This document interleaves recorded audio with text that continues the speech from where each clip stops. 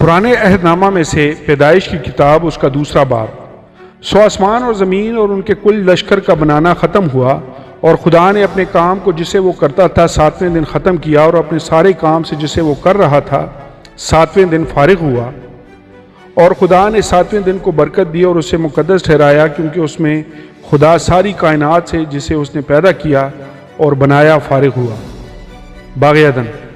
یہ ہے آسمان اور زمین کی پیدائش جب وہ خلق ہوئے، جس دن خدا نے زمین اور آسمان کو بنایا، اور زمین پر اب تک کھیت کا کوئی پودا نہ تھا، اور نہ میدان کی کوئی سبزی اب تک اگی تھی، کیونکہ خدا نے زمین پر پانی نہیں برسایا تھا، اور نہ زمین جوتنے کو کوئی انسان تھا، بلکہ زمین سے کوہر اٹھتی تھی اور تمام روئے زمین کو سیراب کرتی تھی۔ اور خدا نے زمین کی مٹی سے انسان کو بنایا، اور اس کے نتنوں میں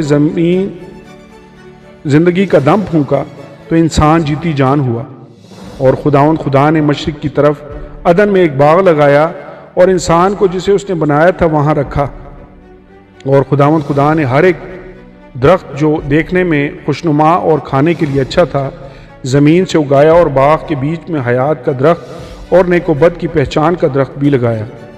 اور عدن سے ایک دریا باغ کے سیراب کرنے کو نکلا، اور وہاں سے 4 ندیوں میں تقسیم ہوا۔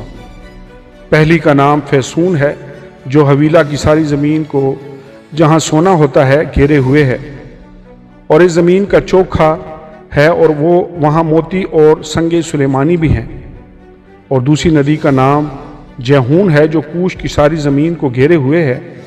اور تیسری ندی کا نام دجلہ ہے، جو اسور کے مشرق کو جاتی ہے۔ اور چوتھی ندی کا نام فرات ہے۔ اور خدا نے آدم کو لے کر باغ عدن میں رکھا کہ اس کی باغبانی اور نگہبانی کریں۔ اور خدا نے آدم کو حکم دیا اور کہا کہ تو باغ کے ہر درخت کا پھل بے روک ٹوک کھا سکتا ہے، لیکن نیک و بد کی پہچان کے درخت کا کبھی نہ کھانا، کیونکہ جس روز تو نے اس میں سے کھایا تو مرا۔ اور خدا نے کہا کہ آدم کا اکیلا رہنا اچھا نہیں، میں اس کے لیے ایک مددگار اس کی مانند بناؤں گا۔ اور خدا نے کل دشتی جانور اور ہوا کے کل پرندے مٹی سے بنائے، اور ان کو آدم کے پاس لایا کہ دیکھے وہ ان کے کیا نام رکھتا ہے۔ اور آدم نے جس جانور کو جو کہا وہی اس کا نام ٹھہرایا۔ اور آدم نے کل چوپایوں اور ہوا کے پرندوں اور کل دشتی جانوروں کے نام رکھے، پر آدم کے لیے کوئی مددگار اس کی مانند نہ ملا۔ اور خدا نے آدم پر گہری نیند بھیجی، اور وہ سو گیا، اور اس نے اس کی پسلی میں سے ایک کو نکال لیا اور اس کی جگہ گوشت بھر دیا۔ اور خدا اس پسلی سے جو اس نے آدم میں سے نکالی تھی ایک عورت بنا کر اسے آدم کے پاس لایا۔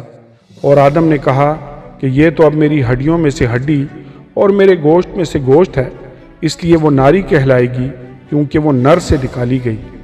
اس واسطے مرد اپنے ماں باپ کو چھوڑے گا اور اپنی بیوی سے ملا رہے گا، اور وہ ایک تن ہوں گے۔ اور آدم اور اس کی بیوی دونوں ننگے تھے اور شرماتے نہ تھے۔ آمین اور آمین۔